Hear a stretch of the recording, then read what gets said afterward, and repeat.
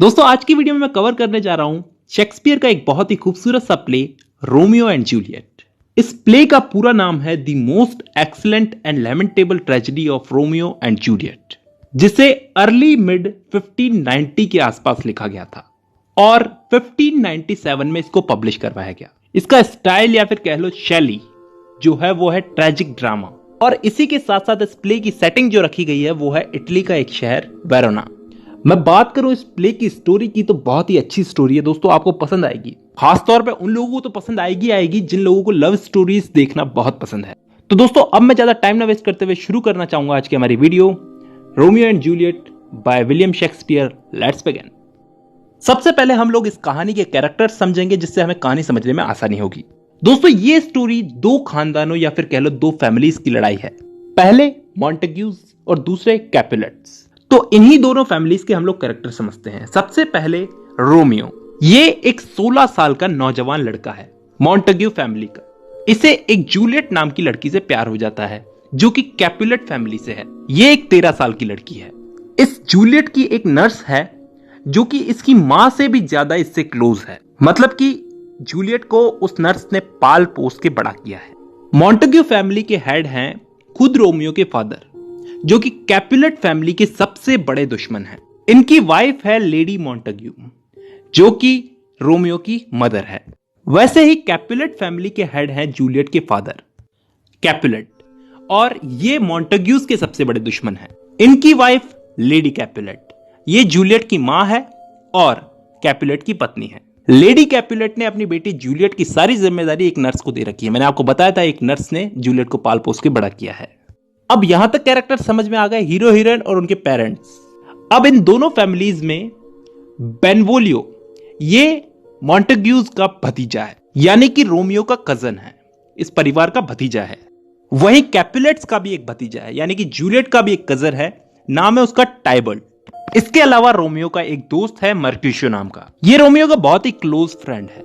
इसका इस कहानी में एक बहुत ही इंपॉर्टेंट रोल है, हमको आगे समझ में आएगा। अगला कैरेक्टर है फ्रायर लॉरेंस। ये सेंट फ्रांसिस संप्रदाय का एक साधु है। ये सेंट फ्रांसिस रोमियो और जूलियट इन दोनों का एक दोस्त है जो आगे चल करके इस कहानी में इन दोनों की मदद करता है। अब दोस्तों इन सब के अलावा इस कहानी के दो कैरेक्टर्स और याद कर लो। पहला पेरिस, ये एक बहुत ही पैसे वाला अमीर आदमी है, प्रिंस के दरबार में किंग्समैन है और जूलियट से शादी करना चाहता है। दूसरे खुद प्रिंस जो कि इस वेरोना सिटी के लीडर हैं। ये पेरिस इन्हीं के दरबार में किंग्समैन है। तो अब कैरेक्टर्स समझ लिए, अब कहानी शुरू करते हैं। दोस्तों इस कहानी की शुरुआत होती है वेरोना नाम की जगह से जो कि इटली में है। यहां पे दो खानदानों की दुश्मनी बहुत ही फेमस है। पहले मॉन्टेग्यूज और दूसरे कैपुलेट्स। ये दोनों खानदान अपनी पुश्तैनी दुश्मनी को निभाते चले आ रहे हैं। इस प्ले की शुरुआत में इन दोनों फैमिलीज के सर्वेंट्स के बीच में लड़ाई हो जाती है।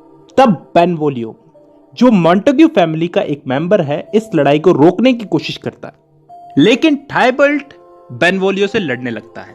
तो दोनों लड़ते रहते हैं। फाइनली प्रिंस के आने पर ही लड़ाई रुकती है।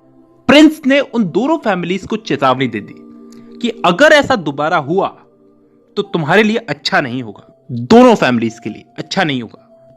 अब मॉन्टेग्यू और लेडी मॉन्टेग्यू इन दोनों ने बेनवोलियो से पूछा कि बेटा बेनवोलियो जब ये लड़ाई हो रही थी तो हमारा रोमियो किधर था? तब बेनवोलियो ने उनको बताया कि रोमियो तो बिल्कुल आजकल खोया खोया सा रहता है, बिल्कुल अपने आप में अलग सा, पता नहीं क्या बात है, पता तो करना पड़ेगा भाई क्या बात है।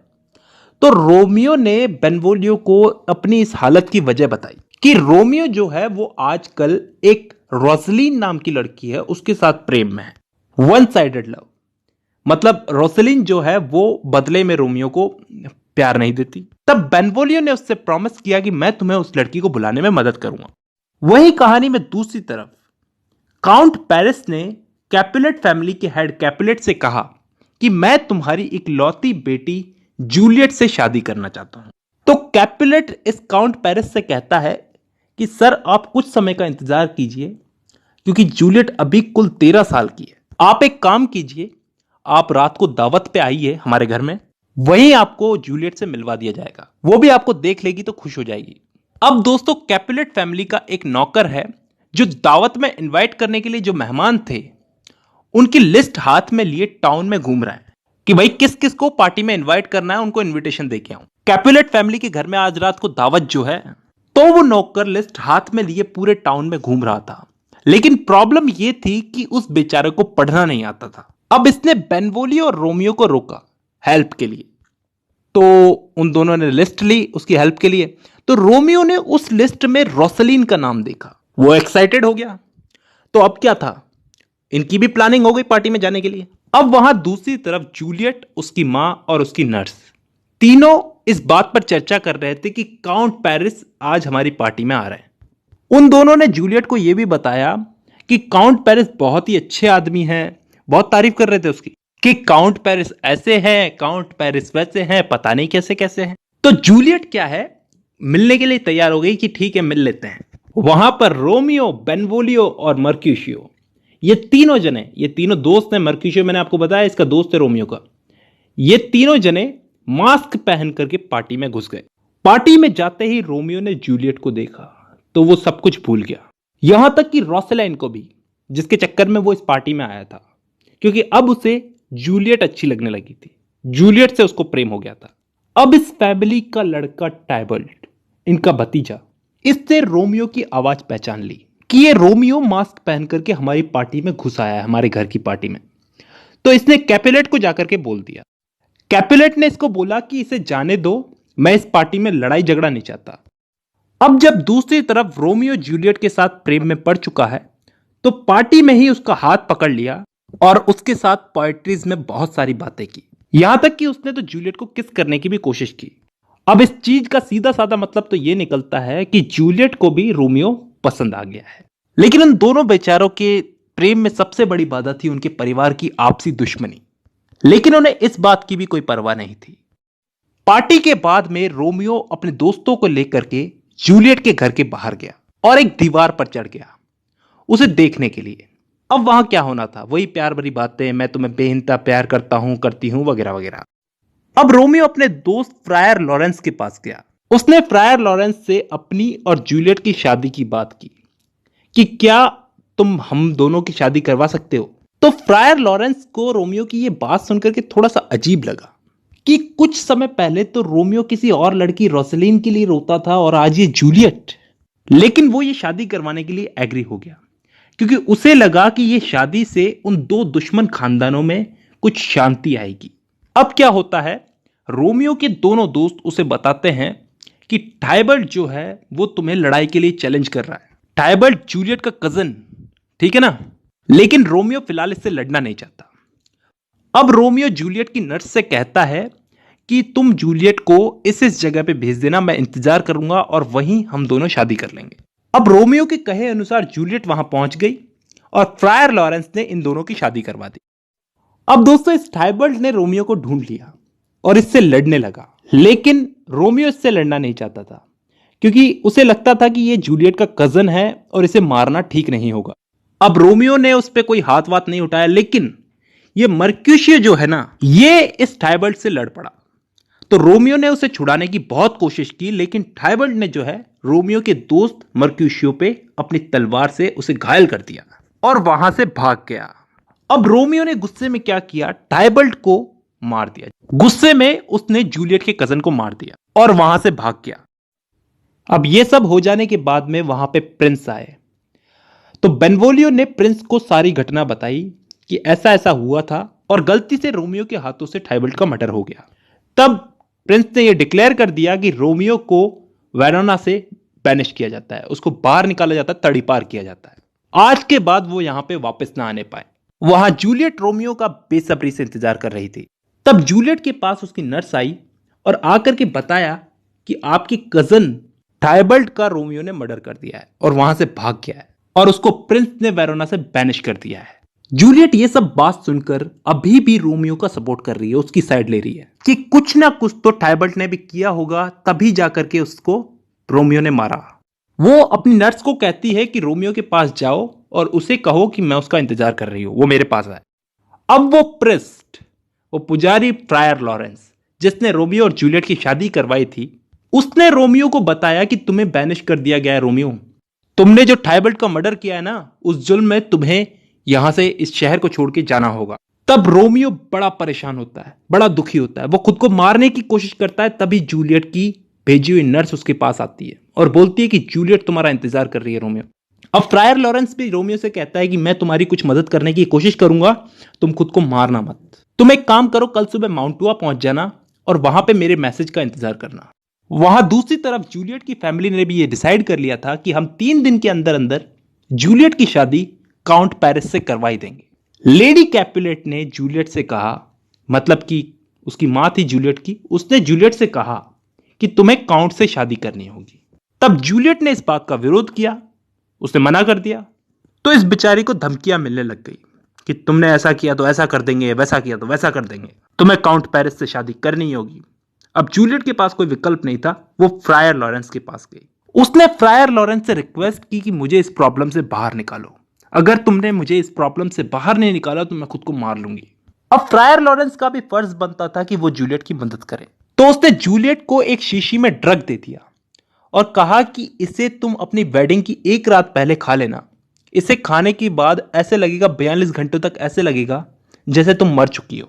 और जब तुम्हारी फैमिली को लगेगा कि तुम मर चुकी हो तो तुम्हें दफनाने के लिए वो यहां पे तुम्हारे फैमिली टॉम में लेकर के आएंगे और फिर जब तुम्हें होश आएगा तो मैं तुम्हें टॉम से निकाल करके माउंटुआ ले जाऊंगा जहां पे रोमियो है। अब जूलियट भी फ्रायर लॉरेंस के इस प्लान को मान गई। वो अपनी फैमिली के पास गई, उसने अपनी फैमिली से अपने किए हुए बुरे बिहेवियर के लिए माफी मांगी। तो जूलियट की फैमिली जूलियट के इस अच्छे बिहेवियर को देख करके खुश हुई और उन्होंने कहा कि कल ही हम तुम्हारी शादी पेरिस के साथ में करवा देंगे। अब उस रात जूलियट ये सोच रही थी कि क्या मुझे ये ड्रग लेनी चाहिए या नहीं। वो बेचारी बड़ी असमंजस में थी, बहुत कंफ्यूजन था उसके सामने। तब उसने सोच लिया कि हाँ, मैं ड्रग लूंगी। अब जूलियट ने वो ड्रग ले ली और जब उसकी फैमिली उसके पास आई तो उसे मरा हुआ पाया। सब बड़े दुखी थे, परेशान थे कि ये जूलियट ने क्या कर लिया। तब ये फ्रायर लॉरेंस उनके पास आया और उन्हें समझाया कि अब क्या कर सकते हैं, जो लिखा था वो तो होना ही था।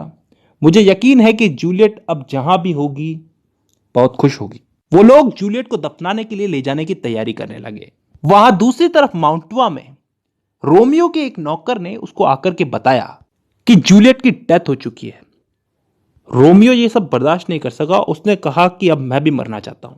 वो पास ही के एक दवाखाने में गया। वहां पर एक आदमी जो दवा बेच रहा था बहुत गरीब था। रोमियो ने उससे जहर उधार मांगा मरने के लिए, लेकिन ऐसा करना गुनाह था। खैर उसकी भी क्या गलती थी, उसे क्या पता था कि ये फेक न्यूज है, असलियत में तो जूलियट मरी ही नहीं है। तो फ्रायर लॉरेंस ने क्या किया, फ्रायर जॉन नाम का एक दूसरा पुजारी था, उसको कहा कि जूलियट की ये जो फेक डेथ की न्यूज है ये रोमियो को देख के आओ, उसे बताओ कि ये सब सच नहीं है, हमारी प्लानिंग के बारे में बता के आओ। तो फ्रायर जॉन ने मना कर दिया, बोले मैं नहीं जा सकता यार, अगर किसी को पता चल गया तो मुझे समाज से बाहर कर दिया जाएगा। तब फ्रायर लॉरेंस ने उससे कहा कि बात की गंभीरता को समझो, अभी 3 घंटों में जूलियट जाग जाएगी और वो अगर अपने पास में रोमियो को नहीं देखेगी तो मुझ पर गुस्सा करेगी, तो तुम जाओ और जाकर के उसको बता के आओ।